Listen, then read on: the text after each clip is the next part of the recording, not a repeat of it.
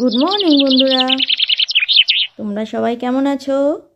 আশা করছি সকলে ভালো আছো। আমিও ভালো আছি। এই যে দুষ্টু স্কুলে যাবে, সকাল সকাল ওকে রেডি করে ভাত খাইয়ে দিচ্ছি। ওকে না খাইয়ে দিলে ও ভাত নিজে হাতে খেতে পারে না। এরপরে বিছানাটা আমি একটু সুন্দর করে পরিষ্কার করে নিলাম।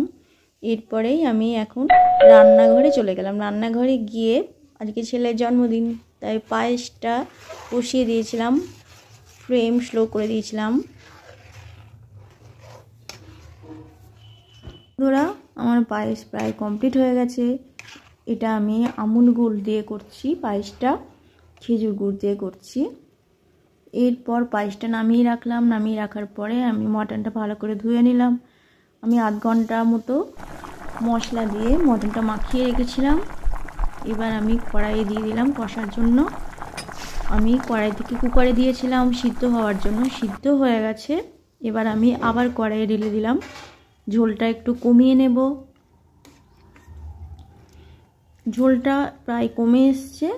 আমি এবার এটা ঢাকা দিয়ে রেখে দিলাম। একটু গরম মশলা দিয়েছিলাম। এরপরে যেহেতু আজকে আমার ছেলের জন্মদিন, তাই আমি একটা খাবারের প্লেট সাজিয়েছিলাম। দেখো তোমাদের প্লেটটা কেমন লাগে।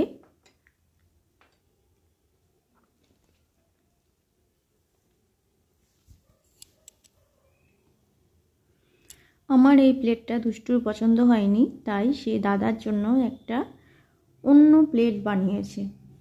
সেই প্লেটটা তোমরা দেখো হার্ট শেপ বানিয়েছে।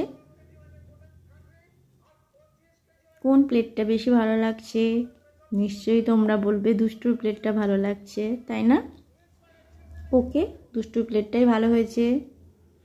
এরপরে সন্ধ্যের সময় চলে আসলাম। দাদা বোন দুজন মিলে ঘরটা সাজিয়ে ফেলেছে বেলুন দিয়ে। এখানেই কেক কাটা হবে। ডেকোরেশনটা কেমন হয়েছে তোমরা একটু জানিও।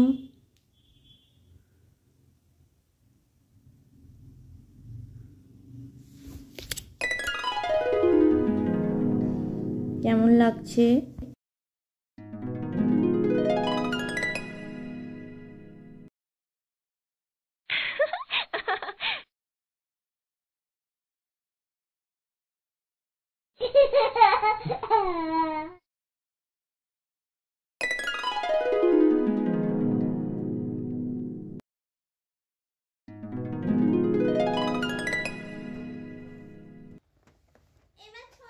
এবার কেক চলে এসছে।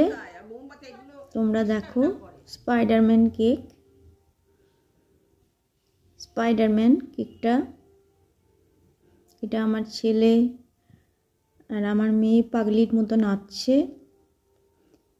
Happy birthday to you, happy birthday to you, happy birthday dear ugly, happy birthday to you. দাদা বোনকে কেক খাইয়ে দিল।